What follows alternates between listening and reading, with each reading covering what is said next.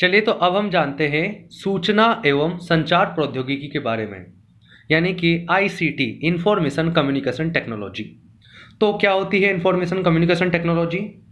विज्ञान की वह शाखा जिसमें अंतर्गत हम सूचनाओं के संप्रेषण का बेहतर और तेज तरीके से उपयोग का अध्ययन करते हैं, आईसीटी कहलाती है। यहाँ पर संचार प्रणाली के तीन अवयव यानी तीन प्रमुख घटक होते हैं। पहला घटक होता है ट्रांसमीटर, दूसरा घटक होता है संचार चैनल और तीसरा घटक होता है रिसीवर। ट्रांसमीटर का काम क्या होता है कि जो भी सूचना है उसे वह सिग्नल में परिवर्तित करता है और प्रेषित करता है। तो ट्रांसमीटर का काम है कि किसी सूचना को या संदेश को सिग्नल में परिवर्तित करना और उसे प्रेषित करना, जबकि संचार चैनल का काम होता है ट्रांसमीटर द्वारा जो प्रेषित सिग्नल है उनको रिसीवर तक पहुंचाना, यानी कि एक माध्यम का कार्य करना संचार चैनल कहलाता है। ये तार युक्त भी हो सकता है और तार रहित भी हो सकता है। तार युक्त यानी कि ये विद्युत चुंबकीय तरंगों के माध्यम से भी हो सकता है, और तार रहित यानी कि ये विद्युत जो केबलें हैं उनके माध्यम से भी हो सकता है, तार युक्त। वहीं रिसीवर का काम क्या होता है? तो ट्रांसमीटर द्वारा भेजे गए सिग्नल को ये रिसीव करता है और उसे डिकोड करके यानी विद्युत तरंगों से पुनः संदेश या सूचना के रूप में परिवर्तित कर देता है। तो इसे हम रिसीवर कहते हैं। संचार दो प्रकार से हो सकता है, पहला तो पॉइंट टू पॉइंट और दूसरा ब्रॉडकास्टिंग या प्रसारण। पॉइंट टू पॉइंट संचार का मतलब ये होता है कि जहां पर एक ही ट्रांसमीटर और एक ही रिसीवर के मध्य संचार हो, जैसे कि मोबाइल। तो मोबाइल में एक ही ट्रांसमीटर होता है, एक ही रिसीवर होता है, तो इसे पॉइंट टू पॉइंट कम्युनिकेशन या संचार कहते हैं। दूसरा होता है ब्रॉडकास्टिंग। तो इसमें एक ट्रांसमीटर होता है और रिसीवर बहुत सारे होते हैं। तो जहां पर एक ट्रांसमीटर हो और बहुत सारे रिसीवर हो, जैसे रेडियो और टेलीविजन में जो संचार होता है वो प्रसारण यानी ब्रॉडकास्टिंग के जरिए ही होता है। अगला संचार की विधियां। तो सिंप्लेक्स विधि, हाफ डुप्लेक्स और फुल डुप्लेक्स, तीन प्रकार की संचार की विधियां होती है। सिंप्लेक्स विधि, हाफ डुप्लेक्स विधि और फुल डुप्लेक्स विधि। सिंप्लेक्स विधि में यह होता है कि इसमें सूचना का संप्रेषण केवल एक ही दिशा में संभव है, यानी कि ट्रांसमीटर से रिसीवर की ओर ही संभव है। जैसे कि टेलीविजन और रेडियो में, यहाँ पर टेलीविजन और रेडियो में ब्रॉडकास्टिंग द्वारा संचार हो जाता है, लेकिन रिसीवर द्वारा पुनः टेलीविजन या रेडियो का जो केंद्र होता है वहां पर संदेश नहीं पहुंचाया जा सकता, यानी कि यहाँ पर एक दिशीय संचार होता है, सिर्फ एक दिशा में संभव है। वहीं हाफ डुप्लेक्स का मतलब क्या होता है? तो सूचनाओं का संप्रेषण जब दोनों दिशाओं में संभव हो, यानी कि ट्रांसमीटर से रिसीवर और रिसीवर से ट्रांसमीटर दोनों दिशाओं में संभव हो, लेकिन किसी एक समय में एक ही दिशा में संभव हो, तो उसे हम हाफ डुप्लेक्स विधि कहते हैं। इसका अच्छा उदाहरण है वॉकी टॉकी। वहीं फुल डुप्लेक्स क्या होता है? तो जब एक साथ दोनों दिशाओं में सूचना का प्रेषण और ग्रहण संभव हो, यानी कि दोनों तरफ से एक साथ प्रेषण भी किया जा सके, यानी कि ट्रांसमिट भी किया जा सके सूचना को और रिसीव भी किया जा सके। इसका सबसे अच्छा एग्जाम्पल है मोबाइल। आगे देखते हैं हम सिग्नलों के प्रकार। तो सिग्नल दो प्रकार के होते हैं, एनालॉग सिग्नल और डिजिटल सिग्नल। सबसे पहले हम जानते हैं कि सिग्नल क्या होता है।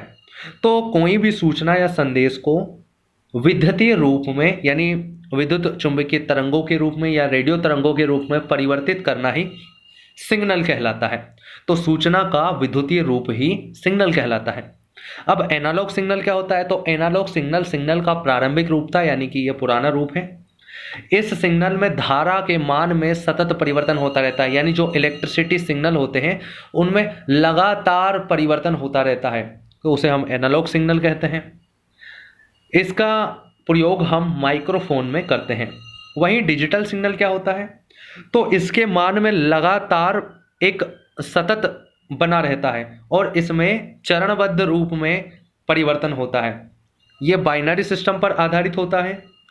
इसके उदाहरण हैं डिजिटल घड़ी, digital calculator, digital TV, digital computer. यानी जितनी भी डिजिटल चीज़ें होती हैं उनमें हम आज वर्तमान तौर पे जितने भी नए उपकरण हैं इलेक्ट्रॉनिक, उनमें हम डिजिटल सिग्नल का ही प्रयोग करते हैं। तो डिजिटल सिग्नल में वैसे तो सामान्य तौर पर बाइनरी सिस्टम का ही प्रयोग किया जाता है, लेकिन अमेरिका में डिजिटल संचार में बाइनरी सिस्टम के अलावा एक नए अलग सिस्टम का प्रयोग किया जाता है जिसका नाम है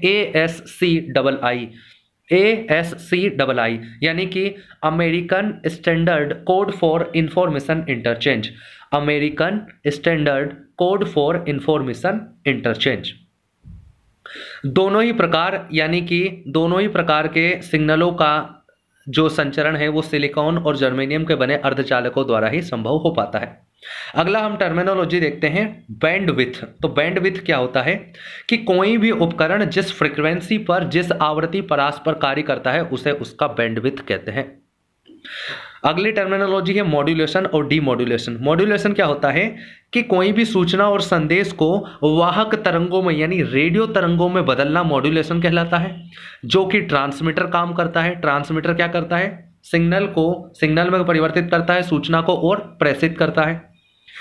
तो मॉड्यूलेशन 3 प्रकार का होता है। AM मॉड्यूलेशन भी होता है, FM भी होता है, PM भी होता है। तो ये 3 प्रकार का होता है।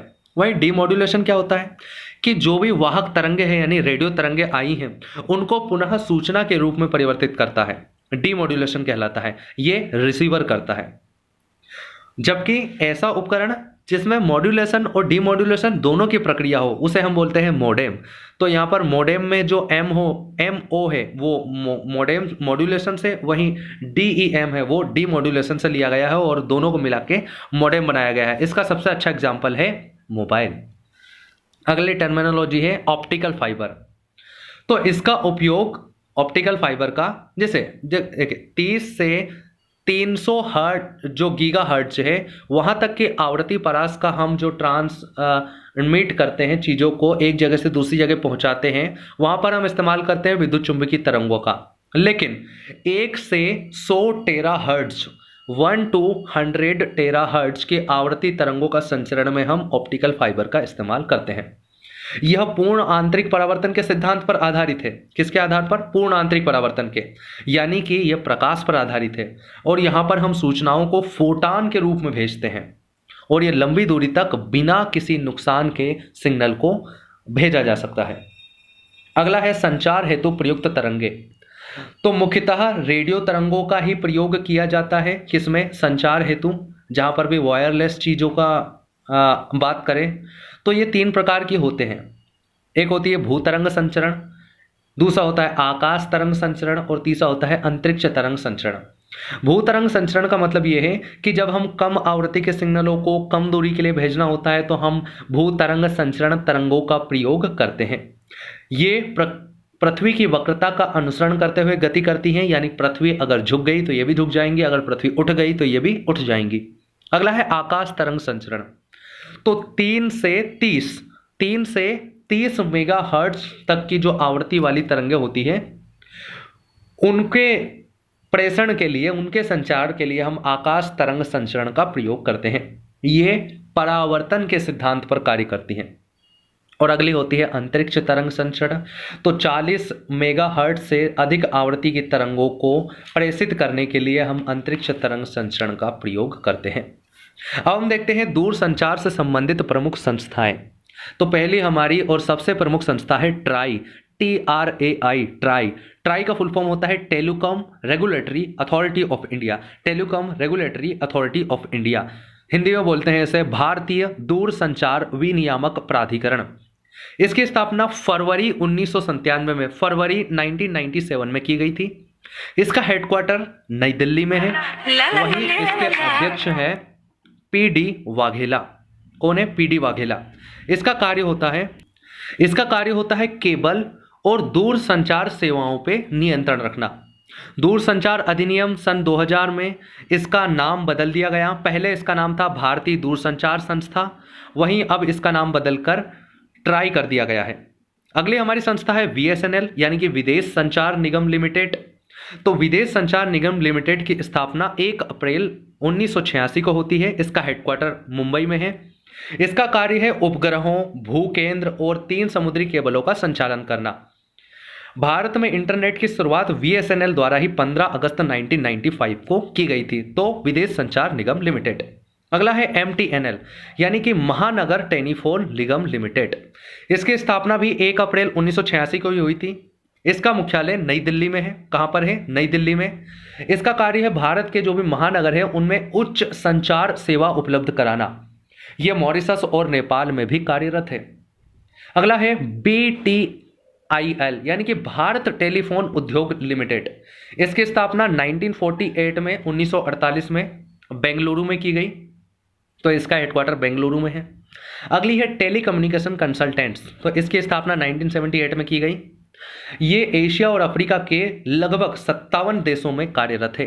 अब हम देख लेते हैं सूचना एवं संचार प्रौद्योगिकी से संबंधित प्रमुख नीतियां। तो पहली नीति आई थी टेलीकम्युनिकेशन पॉलिसी से रिलेटेड, जो आई थी वो आई थी 1999 में। दूसरी पॉलिसी आई थी 2012 में, वहीं तीसरी पॉलिसी आई थी 2018 में। तो 1999, 2012 और 2018। जो वर्तमान पॉलिसी है वो 2018 में आई थी, जिसे हम राष्ट्रीय डिजिटल संचार नीति के नाम से जानते हैं। इसी के तहत ग्राम पंचायतों को ब्रॉडबैंड से जोड़ना, वहीं भारत नेट, ग्राम नेट, नगर नेट, जन वाईफाई, वहीं राष्ट्रीय ब्रॉडबैंड अभियान जैसे अभियान इसी के अंतर्गत चलाए जा रहे हैं। अगली हमारी टर्मिनोलॉजी है ब्रॉडबैंड।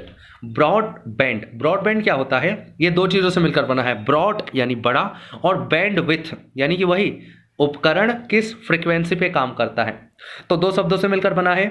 यह एक हाई स्पीड इंटरनेट कनेक्शन है। इसमें खास बात यह है कि भारत में पूर्ण ग्रामीण ब्रॉडबैंड कवरेज वाला पहला जिला केरल का इडुक्की जिला है, यानी कि वहां पर सारी ग्रामीण जो क्षेत्र है वो ब्रॉडबैंड से जुड़ चुका है। ब्रॉडबैंड के कई प्रकार होते हैं, जैसे कि डीएसएल यानी कि digital subscriber line, cable modem, fibre optical, wireless, broadband over power line, तो ये कई प्रकार होते हैं। अब आगे हम पढ़ते हैं कई सारे उपकरण जो कि इससे रिलेटेड हैं। किससे? सूचना एवं संचार प्रौद्योगिकी से, जैसे मोबाइल हो गया, कंप्यूटर हो गया, वाईफाई हो गया, ब्लूटूथ हो गया, लाईफाई हो गया, वाईफाई तकनीक हो गया, वीडियो कॉन्फ्रेंसिंग हो गया। तो इन सब के बारे में हम आगे जानेंगे।